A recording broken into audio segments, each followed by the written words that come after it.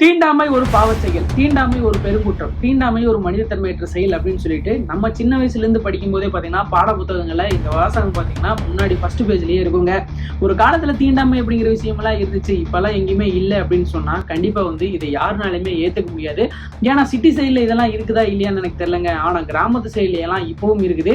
ஏன்னா தாழ்த்தப்பட்ட வகுப்பினர் இப்பவும் பாத்தீங்கன்னா நிறைய கிராமங்கள்ல நிறைய கோயில்களுக்குள்ள எல்லாம் போகவே முடியாது அப்படிங்கிற நிலைமை இப்பவும் இருக்குதுங்க.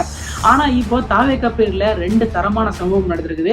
அதுல முதல் சம்பவம் என்ன அப்படின்னு கேட்டீங்கன்னா, ரொம்ப காலமா பாத்தீங்கன்னா ஒரு தாழ்த்தப்பட்ட வகுப்பினர் இருக்கிற ஏரியாக்குள்ள பாத்தீங்கன்னா பஸ் வசதி இல்லாம இருந்திருக்குது. அந்த விஷயத்த பாத்தீங்கன்னா தாவேக்கா முறியடிச்சிருக்காங்க. இப்ப அங்க பஸ் வசதி விட்டுருக்காங்க. இதை பத்தி டீட்டெயிலா ஒரு வீடியோ தாங்க இது. கண்டிப்பா இந்த வீடியோ இன்ட்ரெஸ்டிங்கா இருக்க போது மறக்காம முழுசா பாருங்க. மாற்றம்னு எதிர்பார்த்த எல்லாத்துக்குமே பாத்தீங்கன்னா தாவேக்கா ஆட்சியில இப்போ ஒரு தரமான மாற்றம் நடந்திருக்குது. அதை பத்தி தான் டீட்டெயிலா பார்க்க போறோம். இந்த மாதிரி இன்ட்ரெஸ்டிங்கான அப்டேட் எல்லாம் உடனுக்குடன் தெரிஞ்சுக்கிறதுக்கு நம்ம சேனல் மறக்காம சப்ஸ்கிரைப் இல்லைனா ஃபாலோ பண்ணிக்கோங்க மக்களை. கோயம்புத்தூர் மாவட்டத்துல கெமனூர் அப்படிங்கிற இடத்துக்கு பக்கம் பாத்தீங்கன்னா அண்ணா நகர் அப்படிங்கிற ஒரு ஏரியா இருக்குதுங்க. இந்த அண்ணா நகர் அப்படிங்கிற ஏரியால பாத்தீங்கன்னா தாழ்த்தப்பட்ட வகுப்பினரை சேர்ந்தவங்க நிறைய இருக்கிறாங்க. கோயம்புத்தூர் காந்திபுரத்துல இருந்து பாத்தீங்கன்னா 21 அப்படிங்கிற பஸ் பாத்தீங்கன்னா கெமனூருக்கு போகுதுங்க. கெமனூர்ல இருந்து சரியா 1.5 கிலோமீட்டர் தூரத்துல தான் பாத்தீங்கன்னா இந்த அண்ணா நகர் அப்படிங்கிற ஏரியா அமைஞ்சிருக்குது. மக்களோட நீண்ட நாள் கோரிக்கை என்னவா இருக்குது அப்படின்னு கேட்டீங்கன்னா, அந்த பஸ் கெமனூரோட நிக்காம அண்ணா நகர் வரைக்கும் வரணும் அப்படிங்கறதாங்க. அங்க இருக்கிற மக்கள் பாத்தீங்கன்னா ரொம்ப வருட காலமா பாத்தீங்கன்னா இதுக்காக போராடிட்டு வந்துட்டு இருக்காங்க. ஒரு எமர்ஜென்சி அப்படின்னா கூட நடந்து வர வேண்டிய சுச்சுவேஷனுங்க. குழந்தைகள் பள்ளிக்கு செல்லணும்னா கூட கெமனூர் வரைக்கும் கிட்டத்தட்ட 1.5 கிலோமீட்டர் நடந்து வரணும் அப்படிங்கிற நிலைமை பாத்தீங்கன்னா அவங்களுக்கு இருக்குதுங்க. பஸ் வசதி அப்படிங்கிற விஷயம் ரொம்ப ரொம்ப அத்தியாவசியம். அதாவது எல்லாருமே காரு பைக்ல எல்லாம் வச்சுக்கிறது இல்ல. அடித்தட்டு மக்கள்ல இருந்து எல்லா வகுப்பினரும் பாத்தீங்கன்னா மெயினா யூஸ் பண்ற ஒரே விஷயம் பாத்தீங்கன்னா இந்த பப்ளிக் டிரான்ஸ்போர்ட்டான பஸ் அப்படிங்கிறதாங்க. அதுவே பாத்தீங்கன்னா புறக்கணிக்கப்படுது அப்படின்னு சொன்னா அது நல்லா இருக்குமா? இதுக்கு முந்தைய ஆட்சிகள்ல கூட அங்க இருக்கிற மக்கள் எல்லாம் எங்களுக்கு பஸ் வேணும், பஸ் வசதி கொடுங்க அப்படிங்கிற மாதிரி நிறைய பெட்டிஷன்ஸ் எல்லாம் போட்டிருக்காங்க. ஆனா அவங்களுக்கு அந்த பஸ் வசதி அப்படிங்கிற ஒரு விஷயம் இல்லாம இருந்திருக்குது. ரீசெண்டா பாத்தீங்கன்னா, அதாவது நீதித்துறை அமைச்சரா பாத்தீங்கன்னா வன்னியரசு அப்படிங்கிறவர் நியமிக்கப்பட்டிருக்கிறார் இல்லையா? அவர் இப்ப கோயம்புத்தூர் ரீசெண்டா வந்திருக்கிறாப்ல. அப்ப வரும்போது பாத்தீங்கன்னா அங்க இருக்கிற மக்கள் பாத்தீங்கன்னா இந்த மாதிரி ஒரு விஷயம் நடந்துட்டு இருக்குது, எங்களுக்கு பஸ் வசதி கொஞ்சம் பண்ணி கொடுங்க. அதாவது நாங்க தாழ்த்தப்பட்ட வகுப்பினரை சேர்ந்தவங்களா இருக்கிறதுனால எங்களுக்கு இந்த மாதிரி ஜாதி பாகுபாடெல்லாம் பாக்குறதுனால எங்களுக்கு அங்க பஸ் வர மாட்டேது. எங்களுக்கு அதாவது அந்த கெமனூர் அப்படிங்கிற ஊர்ல இருக்கிற மக்கள் எல்லாம் எங்களுக்கு பஸ் வரக்கூடாது அப்படின்னு தடுக்கிறாங்க. தயவு செஞ்சு எங்களுக்கு ஏதாவது ஹெல்ப் பண்ணுங்க அப்படிங்கிற மாதிரி சொல்லியிருக்காங்க.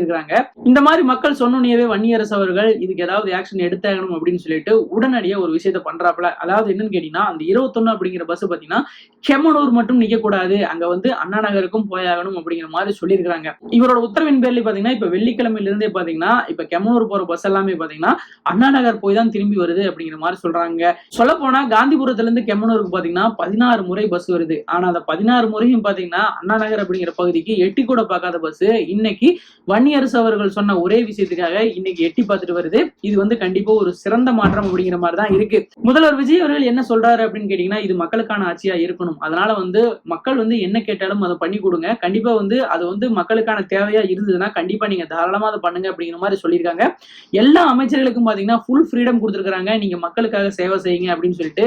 ஏன் இதை சொல்றேன் அப்படின்னு கேட்டீங்கன்னா, இந்த ப்ராப்ளம் முந்தைய ஆட்சியிலேயே இருந்திருக்குது அப்படிங்கிற மாதிரி எல்லாம் மக்கள் குற்றம் சாட்டிட்டு வந்துட்டு இருக்காங்க. இதை பத்தின வீடியோக்கள் எல்லாம் பாத்தீங்கன்னா ரொம்ப காலமா சோசியல் மீடியால இருந்திருக்குது, நீங்க எல்லாம் பார்த்திருப்பீங்க. இப்ப நேத்து நைட்ல இருந்து தான் மீண்டும் பாத்தீங்கன்னா இந்த கெமனூர் விஷயம் பாத்தீங்கன்னா ட்ரெண்ட் ஆயிட்டு வருது. ஏன் அப்படி வருதுன்னு கேட்டீங்கன்னா, இந்த பஸ் வசதி எல்லாம் விட்டுட்டாங்க இல்லையா? அதனால பாத்தீங்கன்னா அங்க இருக்கிற மக்கள் எல்லாம் அந்த பஸ்ஸுக்கு ஆராத்தி எடுத்து, அதாவது டிரைவருக்கு கண்டக்டருக்கு எல்லாம் பாத்தீங்கன்னா மாலை அணிவிச்சு பயங்கரமா செலிப்ரேட் பண்ணிருக்காங்க. எல்லாத்துக்கும் அங்க இருக்கிறவங்களுக்கு ஸ்வீட் கொடுத்துருக்காங்க. கண்டிப்பா சீரியஸா இது ரொம்ப ஒர்த்தான விஷயம் தாங்க. நீங்க ரீசெண்டா கர்ணன் அப்படிங்கிற ஒரு திரைப்படம் பார்த்திருப்பீங்க. அந்த கர்ணன் அப்படிங்கிற திரைப்படத்தோட மையக்கருவே பாத்தீங்கன்னா அவங்க வாழ்ற பகுதியில பாத்தீங்கன்னா அவங்களுக்குன்னு ஒரு ஸ்டாப் இருக்கு. அந்த ஸ்டாப்ல பாத்தீங்கன்னா பஸ் நிறுத்தாம போயிருவாங்க. அதாவது அங்க இருக்கிறவங்க எல்லாம் தாழ்த்தப்பட்ட வகுப்பினர் அப்படின்னு சொல்லிட்டு அங்க இருக்கிறவங்களுக்கு எல்லாம் பஸ் நிறுத்தாம போயிருவாங்க. அதுக்காக மக்கள் போராடுறதா அந்த கதையா இருக்கும். கடைசியில அந்த படத்தோட கிளைமேக்ஸ்ல பாத்தீங்கன்னா அங்க பஸ் நிக்கும் அப்படிங்கிற மாதிரி ஒரு விஷயம் இருந்துச்சு இல்லையா? இப்ப பாத்தீங்கன்னா மற்ற ஆட்சிகள்ல பண்ண முடியாத விஷயத்த இப்ப தாவேக்கா ஆட்சியில பாத்தீங்கன்னா இதை பண்ணிருக்காங்க. இது மக்களால் பெரிய அளவு பாராட்டப்பட்டு வந்துட்டு இருக்குது.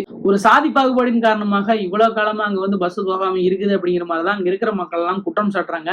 இன்னைக்கு அந்த விஷயங்கள் எல்லாம் உடைஞ்சு இன்னைக்கு அங்க பஸ் போயிருக்குது, மக்களும் செலிப்ரேட் பண்ணிட்டு இருக்காங்க. இந்த விஷயத்த சீரியஸாவே கண்டிப்பா மாற்றம் சொல்றீங்களே, இதுவே ஒரு நல்ல மாற்றம் தாங்க. அதாவது பாத்தீங்கன்னா மக்களோட அடிப்படை தேவைகளை எல்லாம் பூர்த்தி செய்யற அரசே ஒரு நல்ல அரசு அப்படிங்கிறது தான் என்னோட கருத்துங்க. இது பர்சனலா என்னோட கருத்து தான். உங்களோட கருத்து என்ன வேணாலும் இருந்துக்கலாம். என்ன கேட்டீங்கன்னா பர்சனலா பாத்தீங்கன்னா மக்களுக்கு வந்து ஒரு நல்ல மருத்துவம், நல்ல குடிநீர், நல்ல போக்குவரத்து வசதி, நல்ல சாலை வசதி, இந்த மாதிரி மக்களோட அடிப்படை தேவைகள் எல்லாம் பூர்த்தி செய்யற அரசு தான் நல்ல அரசு அப்படிங்கிறது என்னோட கருத்துங்க. அந்த மாதிரி ஒரு விஷயம் இப்ப நடந்திருக்குது. அது மக்களாலும் வரவேற்கப்பட்டு வந்துட்டு இருக்குது. ரொம்ப காலமா பேருந்து வசதி இல்லாம இந்த அண்ணா நகர் அப்படிங்கிற ஊர் வந்து இன்னைக்கு பேருந்து வசதி போயிருக்குது. மக்கள் எல்லாம் சந்தோஷமா இருக்கிறாங்க. அதே மாதிரி இன்னொரு தரமான சம்பவம் ஒரு 3 நாளைக்கு முன்னாடி நடந்துச்சு. அது எங்கேன்னு கேட்டீங்கன்னா தேனி மாவட்டத்துல குரங்கணி அப்படிங்கிற ஏரியாவுக்கு பக்கம் இருக்கிற கொட்டக்குடி அப்படிங்கிற ஊர்ல பாத்தீங்கன்னா கிட்டத்தட்ட போக்குவரத்து வசதி தொடங்கின காலத்துல இருந்தே பாத்தீங்கன்னா அங்க பஸ் வசதி கிடையாதுங்க. மக்கள் வந்து ரொம்ப நாளா எங்க ஊருக்கு வந்து பஸ் வசதி வேணும் வேணும் அப்படின்னு சொல்லிட்டு ரொம்ப காலமா போராட்டம் பண்ணிட்டு இருக்காங்க.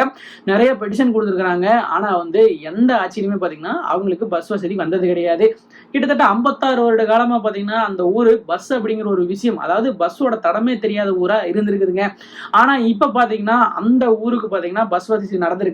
அது எப்படி நடந்துச்சு அப்படின்னு கேட்டீங்கன்னா அங்க இருக்கிற குழந்தைகள், அங்க இருக்கிற பொதுமக்கள் எல்லாம் சேர்ந்து ஒரு வீடியோ ஒன்று மேக் பண்ணியிருக்கிறாங்க. அதுவும் விஜய் அவர்களுக்கு அந்த குழந்தைகள் என்ன சொல்றாங்க அப்படின்னு கேட்டீங்கன்னா, விஜய் மாமா நாங்க வந்து ஸ்கூலுக்கு போகணும் அப்படின்னு சொன்னா டெய்லியும் 2 கிலோமீட்டர் நடந்து தான் போயிட்டு இருக்கோம். ஒரு எமர்ஜென்சினா கூட எங்களால போக முடிய மாட்டேது. தயவு செஞ்சு எங்க ஊருக்கு பஸ் வசதி ஏதாவது ஏற்படுத்தி கொடுங்க அப்படின்னு சொல்லிட்டு அங்க இருக்கிற மக்களாகட்டும், குட்டி குட்டி குழந்தைகளாகட்டும் ஒரு வீடியோ போட்டிருக்கிறாங்க. இப்ப இருக்கிற மொபைல் போன்ஸை நல்லபடியா யூஸ் பண்ணா அது கண்டிப்பா நம்மளுக்கு பயன் கொடுக்கும் அப்படிங்கிறதுக்கு இது ஒரு மிக்க உதாரணம் தாங்க. ஏன் அப்படி சொல்றேன் அப்படின்னு கேட்டீங்கன்னா, இந்த வீடியோ எப்படியோ பாத்தீங்கன்னா சோசியல் மீடியால ட்ரெண்ட் ஆகுது. அது விஜய் அவர்களும் பாக்குறாப்புல. பார்த்ததுக்கு அப்புறமாவே பாத்தீங்கன்னா அந்த ஊருக்கு இப்ப பஸ் வசதி அரேஞ்ச் பண்ணி கொடுத்துருக்காங்க. அங்க இருக்கிற மக்கள் எல்லாம் பாத்தீங்கன்னா அவங்களோட கொண்டாட்டத்தை எல்லாம் பார்க்கும்போது சீரியஸாவே ஒர்த்தான விஷயம் அப்படிங்கிற மாதிரி இருக்குதுங்க. அதாவது பஸ்ஸோட தடமே படாத அந்த ஊர்ல இன்னைக்கு பஸ் வசதி வந்திருக்குது. அங்க இருக்கிற மக்கள் எல்லாம் டிரைவருக்கும் கண்டக்டருக்கும் மாலையெல்லாம் அணிவிச்சு ஸ்வீட் எல்லாம் கொடுத்து பயங்கரமா செலிப்ரேட் பண்ணியிருக்கிறாங்க.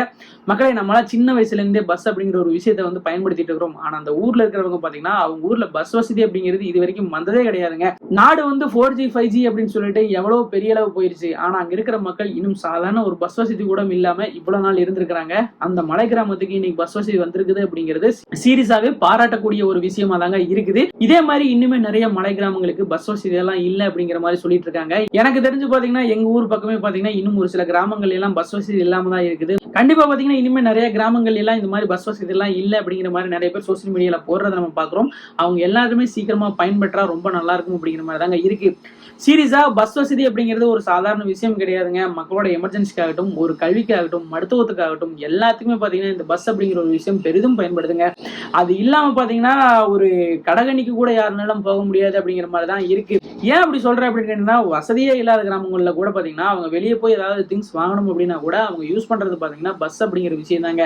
இப்பெல்லாம் பாத்தீங்கன்னா மாட்டு வண்டி, சைக்கிள் இந்த மாதிரி விஷயங்கள் எல்லாம் எங்கேயும் பெருசா போறது கிடையாது. பஸ் அப்படிங்கிற விஷயம் பெரிய நீட் அப்படிங்கிற மாதிரி தான் இருக்கு எல்லா பக்கமே. அதை இப்ப தாவே காட்சி கண்டுபிடிச்சு நிறைய விஷயங்களை பாத்தீங்கன்னா பண்ணிட்டு இருக்கிறாங்க.